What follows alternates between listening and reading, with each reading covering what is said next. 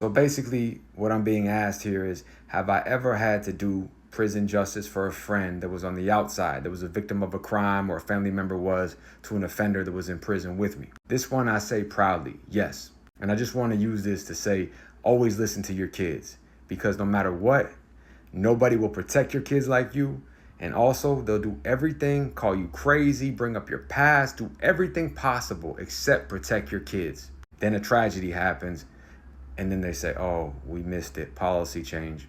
Fuck that. I grew up in this system and I seen what it does. And that's why there's so many angry men that go after these chomos and these pedophiles and these rapists and these thrill kill weak cowards, because we've been through it. Our family members have been through it. So the rage is just burning inside of us, and knowing that we'll get away with it and the officers will help us, or the officers will set it up. Anyway, so I'm up in the Panhandle in North Florida doing my bid. I'm at a real bad prison. It's literally corruption, chaos, violence. And at this time, it was the inmates versus the COs. It was like a kamikaze mission, but all we had was the fight. It was a lose-lose situation, but when all you have is the fight, that's what you live for. It was the only way we can have some type of balance in there. If not, they would just take everything from us. We were locked up 24/7. It was hard time back there. So that's the mindset that I was in at the time when I had got this letter. My roommate, he was a GD, a folk from, I want to say, Palm Beach County. His name was Spider, real cool dude. He was doing 27 years for a gang shooting. I don't know if they killed him or what. I think attempted murder, maybe murder, but something involving a gang shooting. And we get off lockdown and we go back into the yard and just programming.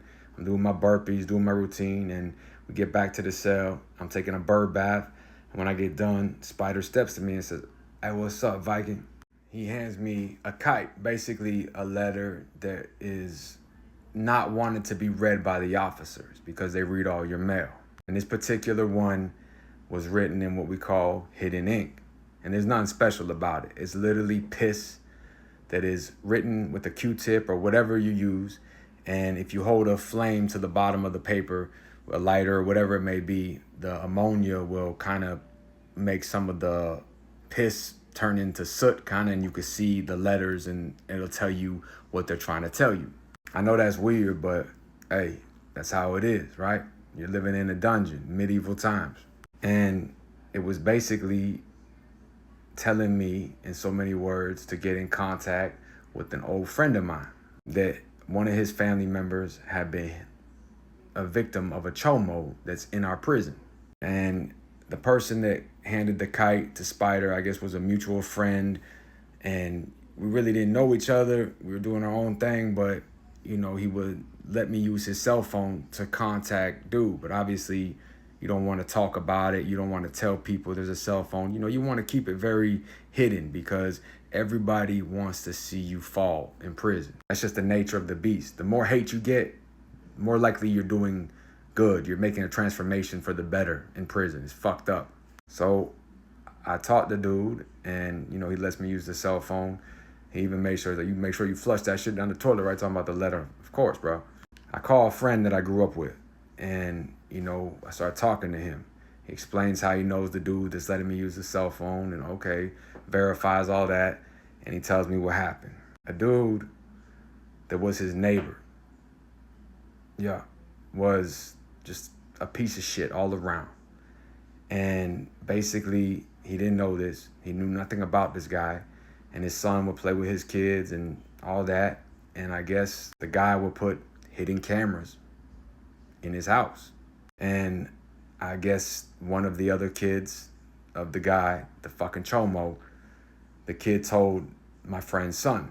And he went to him and he freaked out and ended up finding evidence of it. Brought it to the officers. They did their investigation. He tried to get a restraining order, but they say, you don't have enough factual evidence. He said, but there's an open investigation about this dude doing horrendous shit to these kids.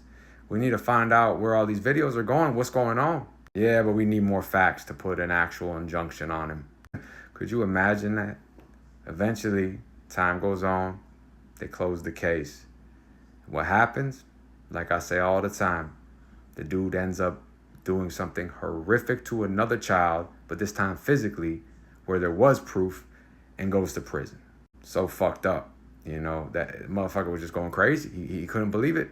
It takes a child to die or get tortured, whatever it is, for them to do anything. That's why I say go to war for your child. Anyway, back to the story. And he told me that the dude's information and that he's in that prison. And that the dude who's let me use the phone knows a certain officer and certain money will be sent somewhere. I don't know anything about any paper trail. And if I could handle that, and I said it would be an honor. I mean, the dude's already in here for hurting a child that I don't even know. So I would get him anyway just for that. But now you hurt one of my best friend's child. You were video. What the fuck? And it's always those neighbors, always those wolves in sheep clothing that you never expect. So I get briefed on the mission. And the officer calls me out for a job change saying he wants me to clean whatever, the officer station, where we brief. And he tells me straight up like, look, you know, cell, blah, blah, blah, blah, blah. That's where he's at. And, you know, you're going to do cleanup in there and handle your business. You have about 12 to 15 minutes. The reason why he's so exact with it is because you need to respond in a certain amount of time. And usually it's between 12 to 15 minutes is the average response time when someone's getting fucked up. So the day comes, and at this time of my life, I don't feel any emotion. I'm emotionless. When I was younger, I might have been nervous. I don't care. I don't care if I get a life sentence. I'm just so tired of these demonic motherfuckers. And now this really struck close to home. So I know my friend's family, his kids. He's a good man, good dad. So I really just didn't care, you know. And seeing how many of these demonic chomo child abuse motherfuckers that get off for years and years and years, and it takes them to kill one or truly hurt one to finally go to jail. It's like, why? Prison, it's just so sick. So Spider, who is my cellie at the time, you know, he's looking out for me. And, you know, he's a GD and he got some of his brothers and they're making sure nobody's looking that way. And they're making sure that the distractions are there and they're just blocking the line of sight. So this dude is not supposed to be housed with anybody. He's not in protective custody. He's in protective management, which is pretty much the same thing, except they can do more.